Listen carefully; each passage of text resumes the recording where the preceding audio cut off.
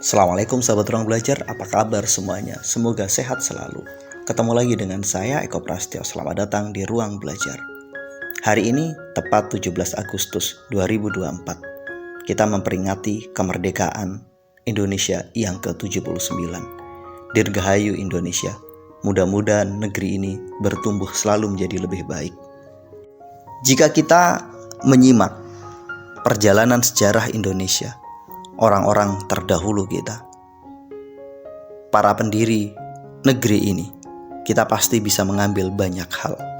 Selain jiwa nasionalisme, semangat patriotisme, ada satu hal berharga yang bisa kita bawa sebagai pelajaran untuk hidup kita, yakni kemerdekaan berpikir. Indonesia lahir sebagai negara merdeka, semua dimulai dari kemerdekaan berpikir. Kita thinking free. Kita memiliki freedom of thinking. Apa sih kemerdekaan berpikir itu dan apa pentingnya untuk hidup kita secara pribadi? Yuk simak jawabannya di video berikut ini. Tanpa sadar ada begitu banyak penjara pikiran kita. Mulai dari rasa takut, mulai dari kekhawatiran, itu juga penjara.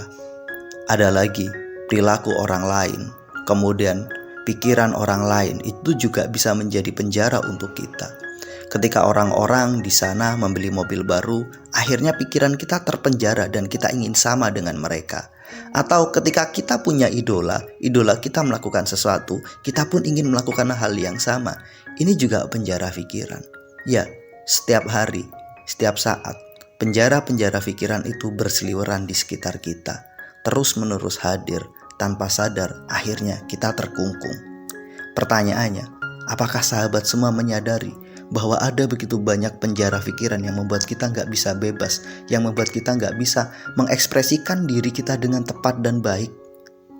Penjara pikiran inilah yang menghambat diri kita, yang menghambat karir kita, yang menghambat kesuksesan kita, yang menghambat perjalanan hidup kita.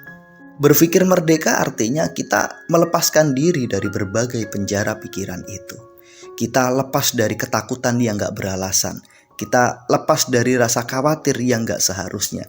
Kita juga lepas dari penjara pola pikir orang lain yang kemudian terindoktrinasi pada diri kita. Kita juga bisa lepas dari keinginan-keinginan yang terkooptasi oleh sebenarnya gaya hidup orang lain. Lantas kita harus bagaimana? Ya, kita mengenali diri kita dan menjadi diri kita. Kemerdekaan berpikir itu dimulai dari mengenal siapa kita, apa kelebihan kita, apa kekurangan kita. Jika kita tidak pernah mengenal apa kelebihan dan kekurangan kita, di titik itu kita akan terpenjara oleh orang lain. Kita mengira kita suka sepak bola, sebenarnya enggak. Kita suka sepak bola karena lingkungan kita, orang-orang di sekitar kita semuanya suka sepak bola. Kita mengira bahwa kita itu cocok bekerja di bidang A. Sebenarnya enggak, itu terjadi karena orang-orang di sekitar kita bekerja di bidang A itu. Sayangnya kita lalai, kita tidak mampu mengenali ini. Tanpa sadar, orang-orang di sekitar kita, lingkungan kita telah memenjara kita sehingga role model kita adalah mereka yang sebenarnya kadang gak cocok. Sebelum berpikir bagaimana cara merdeka dalam berpikir, maka belajarlah untuk merdeka mengenali siapa kita. Sudahkah teman-teman, sahabat semua mengenali siapa kita? Sudahkah sahabat semua paham dengan tepat, saya itu kelebihannya apa? Saya itu kekurangannya apa?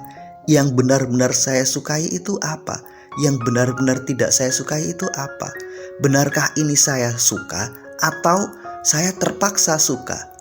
Benarkah saya benar-benar benci atau terpaksa benci? Jangan-jangan saya terpaksa benci karena cerita orang-orang di sekitar saya. Jangan-jangan saya terpaksa suka karena orang-orang di sekitar saya suka. Akhirnya saya ikut-ikutan. Ketika kita selalu ikut-ikutan orang lain, apa yang kita lihat, apa yang kita dengar, kemudian kita ikuti tanpa kita tahu apakah ini relevan untuk kita, maka di situ pikiran kita nggak lagi merdeka. Maka bebaskan diri kita dengan cara mengenali dengan tepat apa sebenarnya potensi kita. Kemudian apalagi yang harus kita lakukan agar kita bisa berpikir merdeka? Pahami tujuan kita, pahami passion kita. Apa sih yang benar-benar kita inginkan? Apa sih yang benar-benar kita harapkan terjadi di masa depan? Jangan sampai kita nggak punya tujuan. Atau jangan-jangan kita punya tujuan, tapi sebenarnya itu nggak relevan. Itu tujuan orang lain yang kebetulan kita pinjam.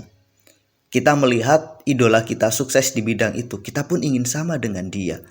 Nggak ada salahnya punya role model, tapi harus tepat. Kita harus paham bahwa antara saya dengan role model saya berbeda. Maka lebih baik punya lebih dari satu role model, mengambil hal-hal baik dari mereka, dan kemudian menyesuaikan dengan diri kita. Pahami apa tujuan kita. Kalau kita sudah paham tujuan kita, maka di titik ini saatnya kita berpikir merdeka. Memahami siapa kita dan apa tujuan kita, kemudian berpikirlah caranya. Cara ini kita boleh mengikuti orang lain, asal kita sudah punya pondasinya. Pondasi itu adalah mengenali diri dan punya tujuan. Jika teman-teman sudah paham dan kenal siapa kita dan apa tujuan kita, inilah pondasi penting untuk berpikir merdeka.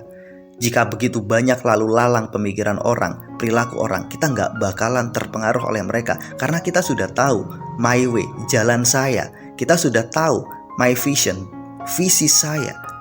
Ketika kita sudah tahu jalan saya dan tujuan atau visi saya, dan saya sudah mengenal siapa saya, maka di titik itu kemerdekaan berpikir akan mampu kita raih.